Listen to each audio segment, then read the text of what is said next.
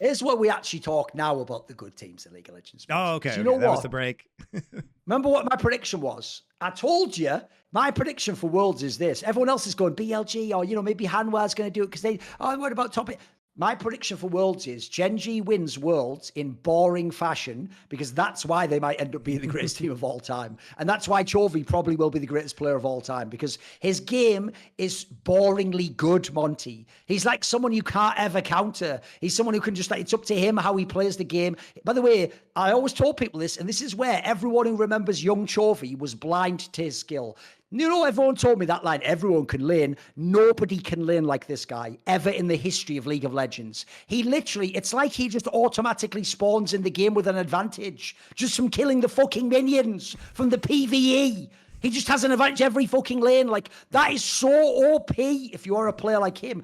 That's why I knew, mate. It was actually the reason why towards the end of 2022, I knew like this guy probably really can be the GOAT, even though he hadn't won except like one LCK. It's because the second he cracked side laning and didn't just stay too long and get killed, it's over.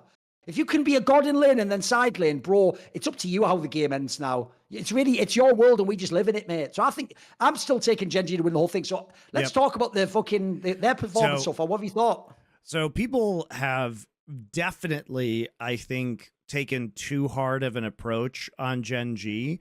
And also, I found it very, in the same way that I found people's response to the G2 Hanwha game weird, I found people's response to the Gen.G Hanwha series weird, in which they built this narrative where, like, this was a close series. Yep. Guys, it wasn't. Hanwha won game one, but they literally had gotten picked off and were about to lose Soul, and then Delight and Zeka made a god-tier hero play to save the game. Right? One of the best rel engages you'll ever see. Right. And also the follow-up from the Yone ult, and they gave Zeka Yone. Probably not going to happen again.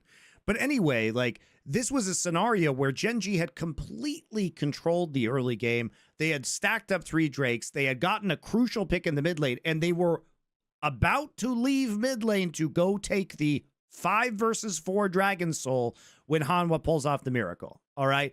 That wasn't Hanwha playing a great game of League of Legends. They were getting dominated by Gen.G. And I would also refer to you to the finals. Again, Hanwha won the finals, and Hanwha won game 1 of that. Do you guys remember? Gen.G was winning that game until Pays fucking ran it down, and then Hanwha gave Hanwha an angle back in. And again, to Hanwha's credit, they made a great play. That might be the play of the tournament. It was so good. But they did get their shit stomped in the next 2 games as well.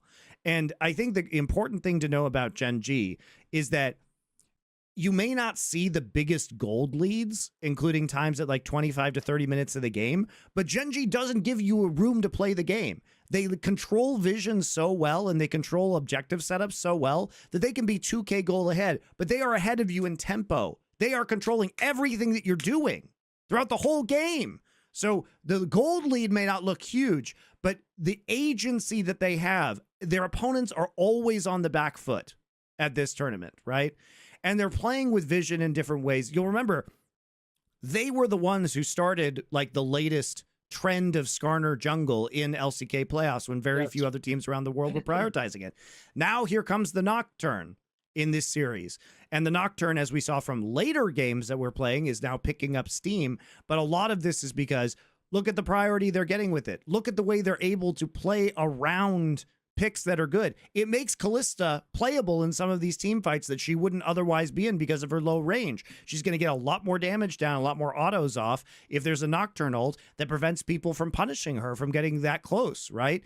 It allows you to play pick compositions. When you have the Aurora Nocturne combo, you can basically just box the enemy in. The Twitch prick was fucking brilliant in that 3rd game, and Pays played it super well. They realized, hey, we have Aurora, we have Nocturne. Let's just box them in, make them blind, and then here comes Pays with a massive flank doing immense damage to the enemy team. They played really well in the Hanwha series. They played really I also thought there's an angle people missed in the draft. Bro, go back and look. Because they're playing some of the exact same champions topside all the games, what did they give away in the best of 3? Fuck all. Yep. By the way, other teams can't even play that comp, Monty. They can't even draft those champions. As you said, there's people can't even play Aurora in this tournament. Also, in those Twitch team fights, I just want to make this point though, because people are already doing the thing where they're acting like fucking Pays is like prime imp or something. You're doing the ruler JDG thing again. If you watch those team fights, right, if it was really just like Uzi I on Twitch and he's the only threat, you would just pop him the second you see him, right? All he'd go. The reason you couldn't, Monty, is because you had the demon fucking Ari game from fucking Chovy, and he was doing that night shit where, like, you can't, he will fuck your world up in that team fight if you go in. And he was playing some fucking, bro, he's the one, do you see where he stacked Medjai's on Ari and was just going into the team with the ult? Like, that is dope. Remember, they used to say as well, because he was a mage player, hey, just fat, he's boring and a coward, bro. Something changed in Chovy this year. I remember the Yazir play in spring. His balls just fucking dropped or something, mate. He's fucking He's knows he's the forward man a lot more than yeah, he knows he's the dude. Yeah. Especially, I mean, do you look at his Smolder game versus Weibo, where he's flashing forward, you know, in that match. I mean, I was pissed at Gen.G because even in their first game, they looked fucking whack at the start of this tournament. They picked a composition that you would have thought would have come straight out of the summer playoffs and on a different patch. Not only that, but they're doing things like letting Xiaohu have Lucian, the only champion he can fucking play this summer. Why are we doing these things? They still won. It was kind of an ugly game, but they managed to stack up Chovy. And I've seen interviews with Chovy saying where he doesn't even really want to play. He doesn't like playing Smolder, but he plays it because it gives his team the best chance of winning. And that's because, guys, he can dominate a lot of lane matchups with the range champion. And the thing is, past a certain point, it becomes very difficult to lose if you're playing Smolder if you have 500, 600 stacks and it's a 45-minute long game. Like, it becomes very hard to lose the game, especially if you're as good as team fighting and positioning as Chovy and the rest of Gen.G are. So I didn't like the first game that they played. I didn't even particularly like the second game that they played either. But by the time they ramped up and they played Hanwha, I thought the Hanwha series was surprisingly clean. I really don't think you can criticize them for game number one. You could have said, well, why did they clump up so much while they were come on, guys. They thought they were just walking to Seoul because that was the next macro move to make. That might be the best support in the world. Delight is fucking unbelievably good. He's actually overqualified to be on this team. Remember, they only kicked him because they needed the shot calling change. If Pino had stayed, they would have just kept Delight. He was fucking cracked, man. I mean, he's really good. Hanwha also had a bigger budget than Gen.G did this year. Yeah, a lot of people don't know that. So, yes, exactly. So, you know, it was T1, then Hanwha, then Gen.G had the third largest budget. So Delight also probably just got paid more, if we're being honest. Like, he deserves it. He's fucking been cracked the last few worlds, mate. Gen.G, the players that Gen.G has are being paid under market value because they want to play together on this roster. Almost all these guys could probably make more money elsewhere. But they want to play on Gen.G and they want to play together as this team, so that's what they're doing.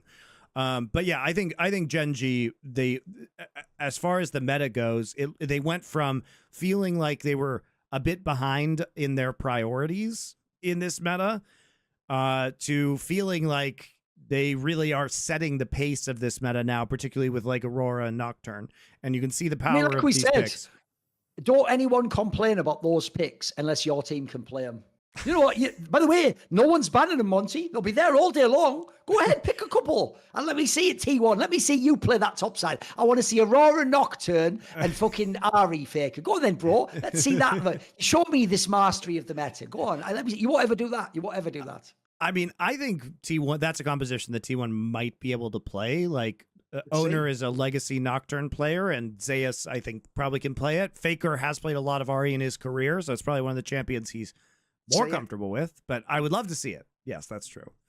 But you know, I agree. The way that comp was designed was genius. Like you could see they literally knew their win conditions from minute one.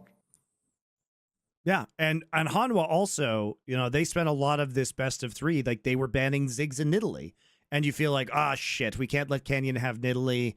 The Ziggs is, you know, we're on red side, or they banned it even on blue side, but it's like Pays is probably the best Ziggs player in the LCK. Viper's probably second best, but they didn't want to prioritize it. They want to prioritize Smolder. And we're going to give up the Aurora. We don't believe it's that strong. Well, it turns out with a very well-coordinated team, that Aurora ultimate really is very punishing. And she could do a lot of damage. So I was impressed, especially because Gen.G really wasn't running like a very tanky composition. right? They were just running tank supports for the most part. And in game 1 of this series, which they did lose, although arguably should not have lost, they had 0 tanks. So they are running pretty risky, like very execution heavy style compositions, but it's working for them. Yeah, there you go. Boring, but yes, sometimes winners can just be boring and win, can't they? Can just do what they're supposed to do, just take care of business. I love it. Obviously, if Chovy was never going to win, this would be the way, right? And honestly, I think the scary thing too is that Hanwha might be the second best team at this tournament at this point in time. And they are getting mopped by Gen.G around objectives. They are getting mopped by Gen.G when it comes to vision control. And if they're the second best team, who the fuck is going to stop Gen.G? Their setups are just too good, man. Their setups are just too clean. They are looking great. They are looking That's why at the moment, the main problem in the tournament is actually the historical narrative that all the bozo casters have missed is LCK always does well in the group stage and the LPL needs one team to become a shining light in the playoffs. So let's see if that can happen, because that is playing out year after year after year. Notice how every single time, Monty, Chinese teams rock up at Worlds, hey, because I live in a complete bubble called China, I think this is the meta of the game. And then it turns out it's not the meta of the game. Europe has a weird pick. LCK figures out its own angle. LCK always knows the safe picks, you notice. LCK floor is always crazy in the group stage. Everyone's up and down like this. But you know what? Actually, BLG, the favourite from China, might go out in the group stage. Well, fucking hell, when would that ever happen? The joke is, if we could go back... I already said this joke in the past. If we could actually go back in time, apologies, Daddy, it should always have been the Clay Love Award. Yeah. Yes. Eat that China talk 10 years ago from if I sent a T1000 with that information, it'd destroy your mind, wouldn't it? Should have been the Clay Love Award all along. But yeah, I think you look at the teams right now, it's hard to believe that Gen.G is going to be stopped based on what we've seen so far. Somebody else is going to really have to step up or hope that Gen.G falters in some way. And they're just chilling now, man. They're just scrimming, waiting for their chance at the quarterfinals. Like it is a huge advantage to be one of the 3-0 teams, because everybody else has to play in the second stage of Swiss, unless you're eliminated, obviously. But everybody else who's going to be in quarterfinals has to play in the second round. You have to show a lot more games. You have to play in 2 or 3 best of 3s instead of just the 1. You don't get to, select your scrim opponents. You do know that BLG is going to get out 3-2, and that's going to be BLG Gen.G quarterfinals. But listen, you know what, Monty? This is how jaded I am in League of Legends. Normally I'd get really animated and annoyed. I'll just take you having another night versus League of Legends fan. I just need another night Chovy series, mate. So if it has to be in the quarters, I can't trust that they'll meet in the finals, bro. We can't make that bracket again. I'll just take it in quarters if so. Just give me the bracket and give Chovy the hardest bracket ever. Then when he wins it, what are you going to say now, motherfuckers? What? Listen, Faker just won one over fucking Weibo. Shut the fuck up. You know what I mean? He didn't win against DRX. Let's see Chovy win it against everyone. Let's do BLG into T1 semis, into Hanwha rematch in the final, and then they clap them there. That's it. There you go. I've also, noticed I've done about 5 different potential worlds that at the end, if someone clips it, if any of the 5 happen, I look like the prophet because no one will remember the context. That's how media works. We also doing the co-streaming Make shit. all yes, the takes. Exactly. Every take. Right. Exactly. That's why we have Hot Take Point Made, the new LoL show. Watch it. So you get all the hot takes, and it only matters if you hit on one.